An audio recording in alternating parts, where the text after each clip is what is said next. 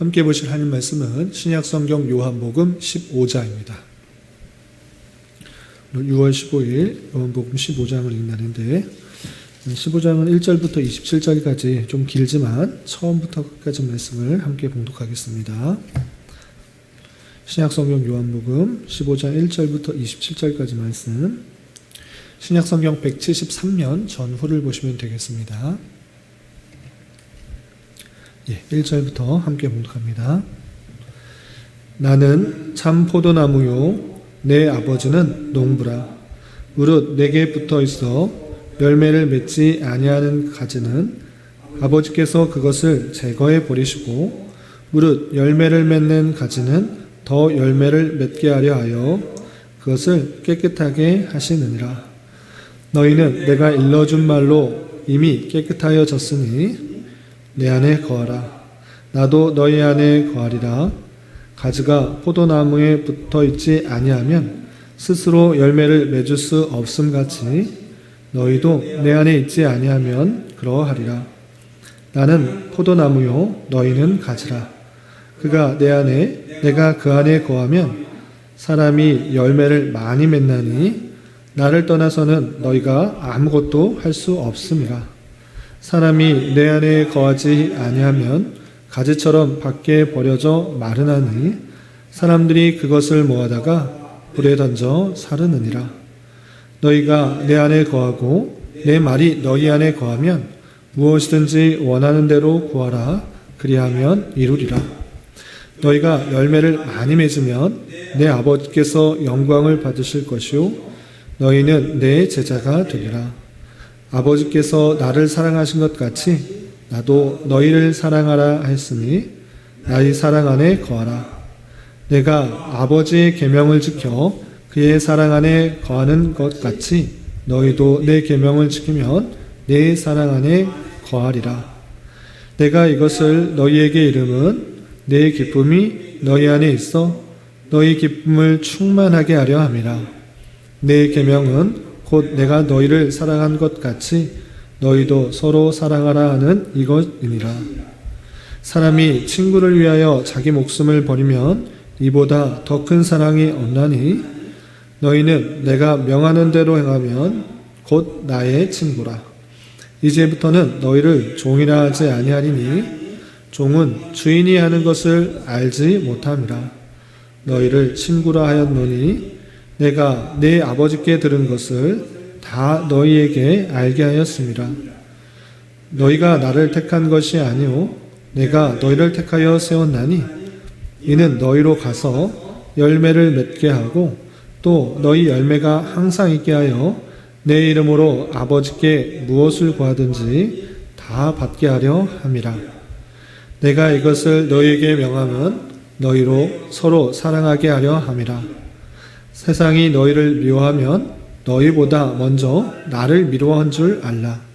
너희가 세상에 속하였으면 세상이 자기의 것을 사랑할 것이나 너희는 세상에 속한 자가 아니요 도리어 내가 너희를 세상에서 택하였기 때문에 세상이 너희를 미워하느니라. 내가 너희에게 종이 주인보다 더 크지 못하다 한 말을 기억하라. 사람들이 나를 박해하였은즉 너희도 박해할 것이요 내 말을 지켰은즉 너희 말도 지킬 것이라.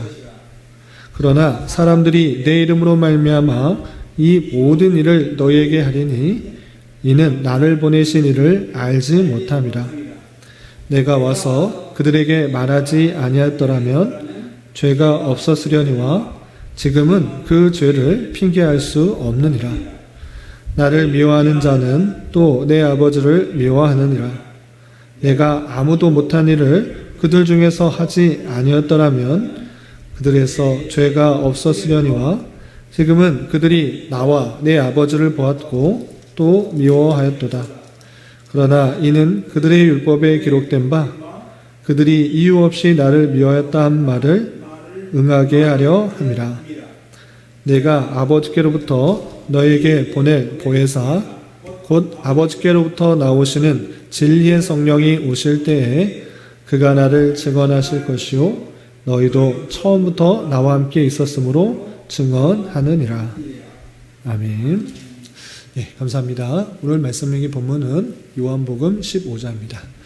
우리가 어제 살펴봤던 요한복음 14장에서는 예수님께서 제자들에게 내가 너와 항상 함께 있지 않고 내가 먼저 가겠다라는 그 말씀을 하시자 제자들이 근심 걱정 가운데 있을 때 예수님께서 제자들에게 근심 걱정하지 말고 하나님을 믿는다고 하면 나를 믿고 내가 곧 길이요 진리요 생명이기 때문에 나로 말미암지 않고는 아버지께로 올 자가 없다라는 것을 통해서 예수님이 어떠한 분이신지를 다시 한번 알려주시고 또 그것을 통하여서 제자들에게 근심을 덜어주는 말씀을 하셨을 뿐만 아니라 예수님께서는 이제 십자가에 달려 돌아가시고 부활 승천하셔서 육신의 모습으로는 그들과 없지만 예수님께서 또 다른 보혜사 성령을 보내주실 것이다 라는 약속을 하시는 말씀을 대할 수 있었습니다. 그리고 이어지는 15장에서도 예수님께서 나는 포도나무요 아버지는 농부라 라는 그 비유의 말씀을 통해서 어떤 삶을 살아야 되는지 제자들에게 또 다음과 같이 교훈하고 있는 것입니다. 어떤 교훈들로 하고 있는지 내용을 통해서 내용을 좀 살펴보고 우리가 교훈받으며 삶에 적용해 볼 수 있는 그런 시간을 갖도록 하겠습니다. 첫 번째 1절에서 보면 나는 참 포도나무요 내 아버지는 농부다 라고 설명하고 계십니다. 주님과 성도 간의 관계를 표현하는 성경에는 다양한 그런 비유들이 있습니다. 예를 들면 왕과 백성으로 표현하기도 하고 신랑과 신부로 표현하기도 하고 주인과 종, 또 목자와 양, 그리고 오늘 말씀에서 같이 포도나무와 가지로 표현하기도 합니다. 이 포도나무와 가지라는 그런 표현, 그리고 포도나무에 대한 비유는 이 요한복음 15장에 처음 등장하는 것이 아니라 이사야 5장에서 먼저 나왔던 것입니다. 예수님께서 이사야 5장을 보면 극상품 포도나무를 심었는데 들포도를 맺었다라는 것을 통해서 하나님께서 그 백성들을 포도나무처럼 생각하여서 좋은 열매를 맺기 바랐으나 그렇지 못했다라는 그런 내용들이 이미 구약에서 나오고 있는데 그것과 아주 유사하게 포도나무의 비유를 통하여서 하나님과 또 예수님 그리고 우리가 어떤 모습 가운데 있어야 되는지를 설명하고 있는 것입니다.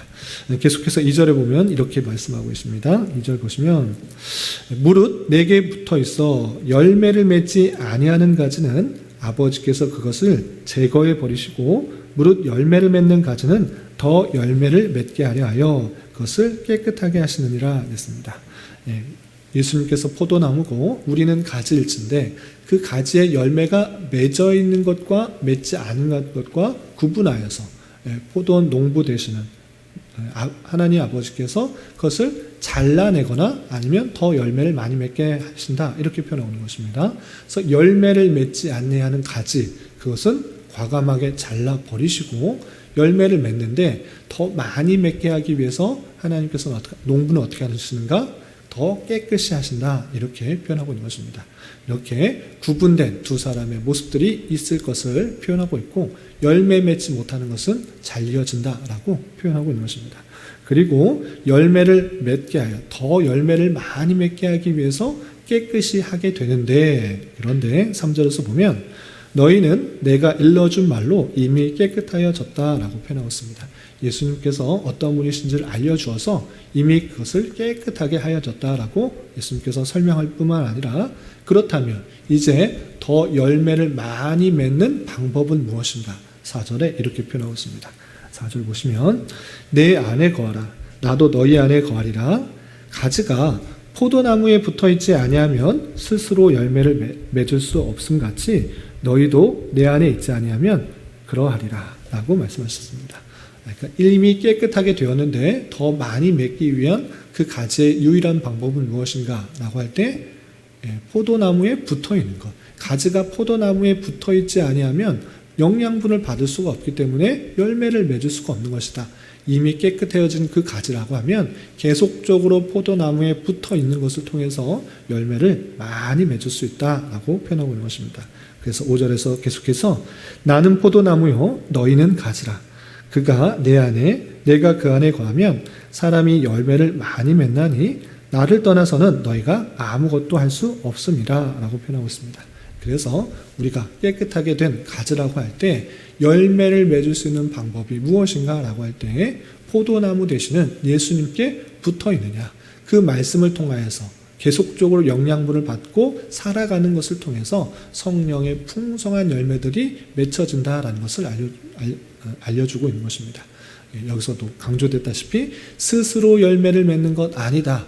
우리가 내 열심과 내 노력과 내 어떤 것으로 열매를 맺을 수 있다 생각하는 것이 아니라 우리는 정말 아무것도 없는 그냥 마른 가지와 같은 그런 모습이지만 주님께 붙어 있을 때, 참 포도나무에 붙어 있을 때 풍성한 열매를 많이 맺을 수 있다, 이렇게 표현하고 있는 것입니다. 그리고 6절에서 보면 사람이 내 안에 거하지 아니하면 가지처럼 밖에 버려져 마르나니 사람들이 그것을 모아다가 불에 던져 사르느니라 라고 하면서 포도나무에 붙어 있지 않는 그런 가지들, 주님과 관계없는 그런 모습이 있을 때 그것은 버려지게 된다, 심판을 받게 된다, 이렇게 표현하고 있는 것입니다. 그리고 7절에 유명한 구절인데요. 너희가 내 안에 거하고 내 말이 너희 안에 거하면 무엇이든지 원한 대로 구하라. 그리하면 이루리라 라고 말씀하십니다. 그래서 뒤의 말만 끊어서 생각할 것이 아니라 앞의 문장과 문맥 속에서 같이 이해될 그런 표현인데, 너희가 내 안에 거하고 내 말이 너 안에 거한다고 하면 그러면 너희가 무엇이든지 구하게 되면 이룰 것이다 라는 것입니다. 그냥 뒤에 앞의 말은 다 생략하고 뒤에 뭔 말, 무엇이든지 원하는 대로 구하라. 그리하면 이룰 것이다 라고 주님께서 말씀하셨기 때문에 나는 아무 것이나 구할 수 있다, 그러면 이루게 될 것이다, 이렇게 표현하는 것이 아니라 문맥 속에서 너희가 제자들이, 하나님의 백성들이 하나님 앞에 거하고 또 하나님의 말씀이 너희 안에 있다고 하면 그것이 전제되는 것입니다. 그러니까 내 욕심과 내 뜻, 이것을 구할 때 아무 것이나 구하면 이룰 것이다 라고 표현하는 것이 아니라 주님 안에 온전히 속해 있는 자로서 하나님의 말씀을 받아 하나님의 뜻을, 하나님의 말씀을 간구할 때 하나님의 뜻이 이루어지고 있는 그 모습들을 설명한 것이다, 이렇게 이해하시면 될 것입니다. 그리고 8절에서 보면 너희가 열매를 많이 맺으면 내 아버지께서 영광을 받으실 것이요 너희는 내 제자가 될 것이다 라고 하면서 우리가 열매를 많이 맺는 것이 하나님께서 영광을 받으시는 그런 모습들로 드러날 것이니까 마땅히 주님께 온전히 붙어 있어서 열매를 많이 맺는 그런 삶을 살아야 될 것을 표현하고 있는 것입니다. 이렇게 포도나무와 가지의 비유를 통해서 첫 번째 해야 될 것이 무엇인가 라고 할 때 주님께 온전히 붙어 있는 것, 그것이 먼저 마땅히 해야 될 그 모습이다 라는 것을 알려주고, 두 번째 알려준 것이 무엇인가, 포도나무와 가지를 통해서 두 번째 알려준 것은 하나님 아버지 안에 있어서 그 사랑의 모습으로 하나님의 말씀대로 사랑하는 모습들로 드러나야 될 것을 이렇게 표현하고 있습니다. 어떻게 표현하고 있는가? 9절 10절에 이렇게 표현하고 있습니다. 9절 10절 보시면 아버지께서 나를 사랑하신 것 같이 나도 너희를 사랑하였으니 나의 사랑 안에 거하라. 내가 아버지의 계명을 지켜 그의 사랑 안에 거하는 것 같이 너희도 내 계명을 지키면 내 사랑 안에 거하리라 라고 하시면서 아버지께서 나를 사랑한 것 같이 또 내가 너를 사랑한 것처럼 나의 사랑 안에 거하고 그 계명을 잘 지켜서 사랑 안에 거하는 그 모습들이 있어야 될 것이고, 그 사랑 안에 거한다고 하면 궁극적으로 우리의 삶의 모습이 어떤 방식으로 드러나는가 12절에 이렇게 표현되어 있습니다. 12절 보시면 내 계명은 곧 내가 너희를 사랑한 것 같이 너희도 서로 사랑하라 하는 이것이니라 라고 표현하고 있습니다. 주님의 사랑 안에 거할 때 우리는 어떤 모습으로 드러나야 되는가, 그 사랑의 모습들, 하나님을 참으로 사랑한다고 하면 그 계명들을 잘 지켜 순종하는 모습으로 드러나야 될 것을 표현한 것입니다. 그리고 그 계명을 잘 지키는 것은 서로 사랑하는 그런 모습이 드러나야 된다라고 하면서 그 제자들의 모습들이 사랑의 모습으로 가득 차게 될 것을 간구하고 있는 그 모습을 볼 수 있습니다. 그리고 또 한 가지 중요한 것들이 있는데, 주님께서 제자들에게 제자다 또는 종이다 이렇게 표현하지 않으시고 특별히 친구다, 너희들은 나의 친구다 이렇게 말씀해 주십니다. 그래서 우리가 흔히들 뭐 찬송가에도 있고 또 여러 복음성가에도 주님은 나의 친구입니다 라는 그런 가사들이 많이 나오는데, 앞뒷 문맥 다 생략하고 주님께서 나의 친구가 되어주십니다 이렇게 생각할 것이 아니라, 어떤 문맥 속에서 그리고 친구라고 말할 수 있는 그 전제가 무엇인지를 함께 살펴야 되는 것입니다. 함부로 주님은 나의 친구입니다 이런 식으로 막 함부로 대할 그런 표현이 아니라는 것을 우리는 주의해야 될 것입니다. 어떻게 표현되어 있는가? 조금 건너뛰어서 15절 보시면 이렇게 되어 있습니다. 15절 보시면 이제부터는 너희를 종이라 하지 아니하리니 종은 주인이 하는 것을 알지 못함이라 너희를 친구라 했노니 내가 아버지께 들은 것을 다 너희에게 알게 하였습니다. 여기서 내가 너희를 종이라 하지 않겠다, 너희 종이라 하지 않고 친구라 하였다 이렇게 표현했습니다. 그래서 예수님께서 제자들에게 친구라 표현했으니까 우리도 주님을 친구처럼 생각해야 된다, 친구라 부를 수 있다 이렇게 함부로 막 적용하는데, 그것은 상당히 조심스러운 표현인 것입니다.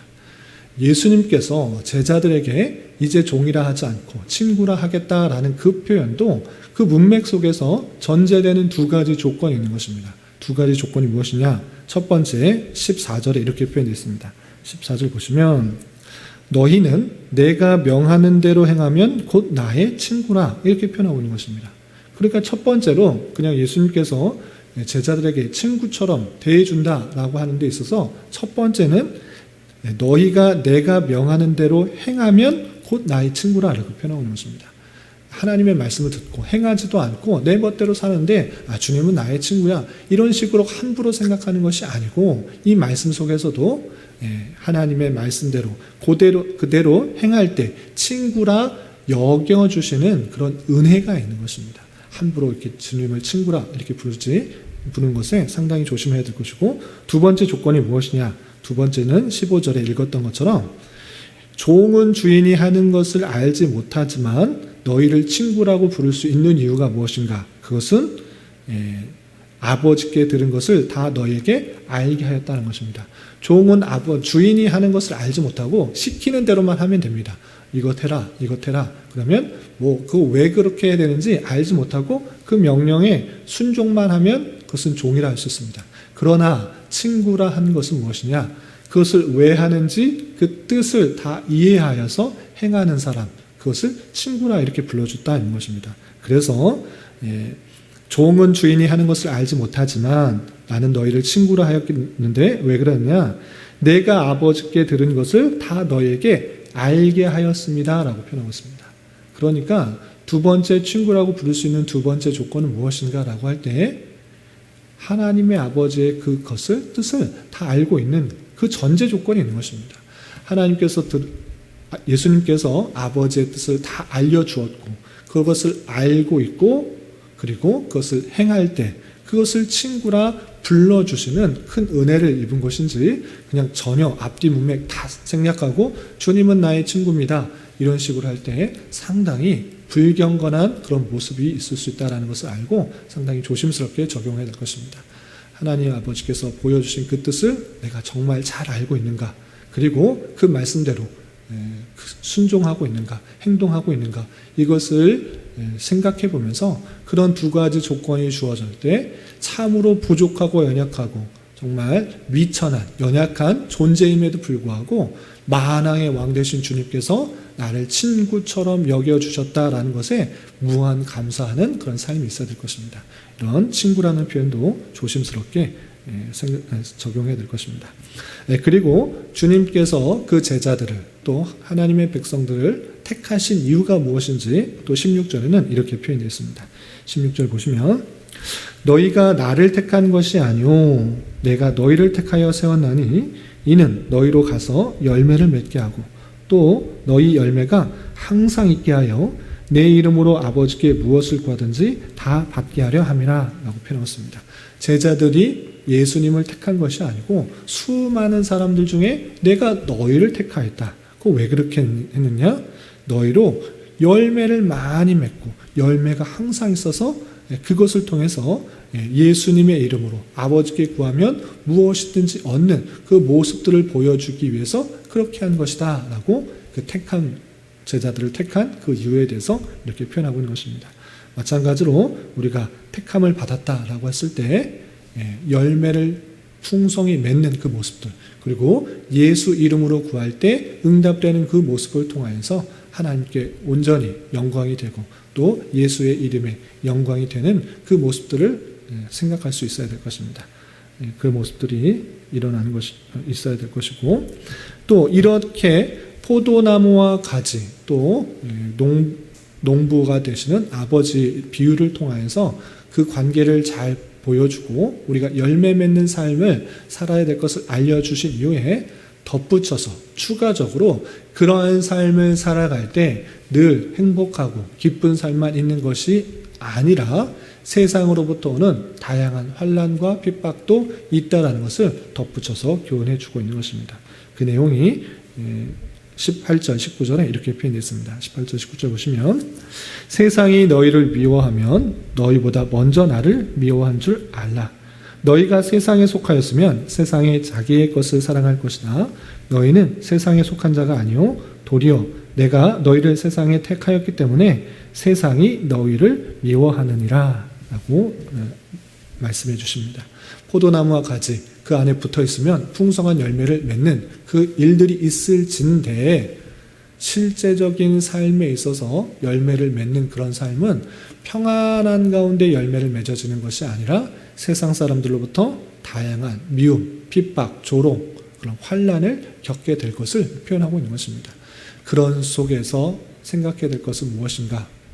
그것 세상이 우리를 미워한다기보다는 그 먼저 예수님, 그 예수님에 대한 그 질시가 있는 것이고 택함받지 않은 그런 백성들에게 하나님 은혜가 전해지지 않음으로 말미암아 계속적인 비난과 조롱들이 있을 것을 말하고 그것을 통하여서 우리가 신앙의 모습들이 더 열매 맺는 그런 방편으로 나아간다는 사실들을 잊지 말아야 될 것입니다. 예수님을 믿는 삶은 항상 기쁘고 즐겁고 평안한 삶이 있는 것이 아니라 오히려 세상으로부터 다양한 환경으로부터 환난을 받고 또 무시를 받고 조롱을 받고 손해를 보는 삶, 그런 삶을 겪고 이기는 그런 모습들 가운데 주님을 의지하는 가운데 주님께 붙어있는 그런 모습 가운데서 더욱더 성령의 열매들이 맺어가는 방편으로 쓰인다. 이 사실들을 잊지 말으며 살아가야 될 것입니다. 이런 말씀을 대하는 자로서 다시 한번 우리가 주님의 참 포도나무에 붙어있는 가지다라는 생각들을 잊지 말고 내 힘으로 내 능력으로 어떤 열매를 맺을 수 없는 것처럼 우리는 주님 앞에 늘 붙어서 그의 말씀으로 따라서 성령의 풍성한 열매를 맺어가는 삶을 살아가야 될 것이고 또한 세상으로부터 다양한 환난과 핍박과 조롱과 무시와 멸시 속에서도 그런 것을 통하여서 성령을 맺어가시는 하나님의 방편으로 쓰인다는 사실들을 기억하면서 때때로 만나게 되는 다양한 예기치 않은 상황 속에서도 더욱더 하나님을 의지하며 성령의 풍성한 열매를 맺기 힘써야 될 것입니다. 이런 은혜가 저와 여러분 우리 모두에게 있기를 진심으로 기원합니다. 기도하겠습니다. 하나님 아버지 감사합니다. 오늘 말씀을 통해서 예수님께서 돌아가시기 전에 제자들에게 포도나무와 가지의 비유를 통하여 어떠한 삶을 살아가야 하는지에 대하여 교훈받았습니다. 이런 말씀을 대하는 자로서 우리 스스로 열매를 맺을 수 없는 줄을 잘 깨닫고 포도나무 되어주시는 주님 안에 온전히 붙어있는 자 되게 하여 주시고 오직 그분을 통하여 생명을 얻으며 성령의 풍성한 열매를 맺을 수 있는 자 되게 하여 주옵소서.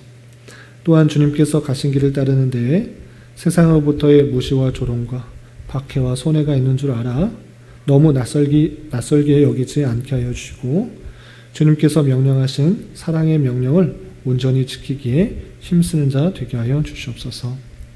주님, 6월은 선교의 달로 보내고 있습니다.